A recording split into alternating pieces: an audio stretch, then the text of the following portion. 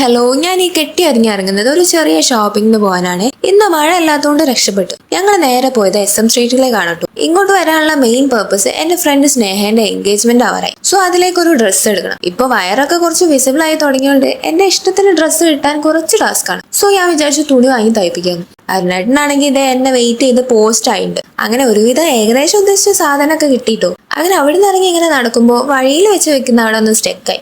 വീട്ടിൽ നിന്ന് ഇടാൻ പറ്റിയ കോഡ് സെറ്റ് കണ്ടപ്പോൾ കുഴപ്പമില്ലാത്ത രണ്ടെണ്ണം എടുത്ത്. പിന്നെ ലിവിംഗ് റൂമിലേക്ക് പുതിയ കർട്ടൻസ് വാങ്ങാൻ വേണ്ടി OSSന്റെ ഉള്ളിലോട്ടുള്ള ഒരു കടയിൽ കയറി.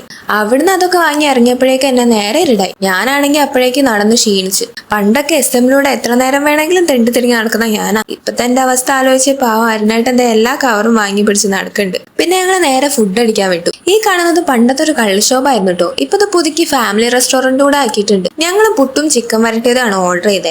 എന്നെ നുണപ്പിക്കാൻ വേണ്ടി ഒരു ഗ്ലാസ് കള്ള് വാങ്ങി വെച്ച് കണ്ടില്ലേ? ഓ എന്താ എക്സ്പ്രഷൻ! ഓസ്കാർ കൊടുക്കണല്ലേ ഈ അഭിനയത്തിന്. അങ്ങനെ ഞങ്ങൾ അവിടുന്ന് ഇറങ്ങി തിരിച്ചു പോകുന്നതിന്റെ മുന്നേ എന്തായാലും ടൗണിലേക്ക് വന്നല്ലേ, എന്നാ പിന്നെ വീട്ടിൽ ചെന്ന് അമ്മയ്ക്കൊന്ന് സർപ്രൈസ് കൊടുക്കാന്ന് വെച്ചു. അമ്മയാണെങ്കിൽ ഞങ്ങളെ കണ്ടപ്പോൾ ശരിക്കും സർപ്രൈസ് ആയിട്ടോ. സാൻവിയും ചേച്ചിയും ചേച്ചീന്റെ വീട്ടിലാണ്. പിന്നെ സാൻവിനെ വീഡിയോ കോൾ വിളിച്ചുകൊണ്ടു. എന്റെ ഡ്രസ്സൊക്കെ അമ്മ തന്നെയാണ് സ്റ്റിച്ച് ചെയ്യാറില്ല. അപ്പൊ ഇന്ന് വാങ്ങിയത് കൂടെ അങ്ങ് ഏൽപ്പിച്ചു. ഇപ്പൊ പണ്ടത്തെ സൈസ് അല്ലാത്തോണ്ട് അളവൊക്കെ പിന്നെയും മാറ്റിയെടുക്കേണ്ടി വന്ന്. അങ്ങനെ പിന്നെ അധികം ലേറ്റ് ആവാതെ ഞങ്ങൾ അവിടുന്ന് തിരിച്ചു വിട്ടു. അപ്പൊ ഓക്കെ ബൈ, അടുത്ത വീഡിയോ കാണാം. ടാറ്റാ.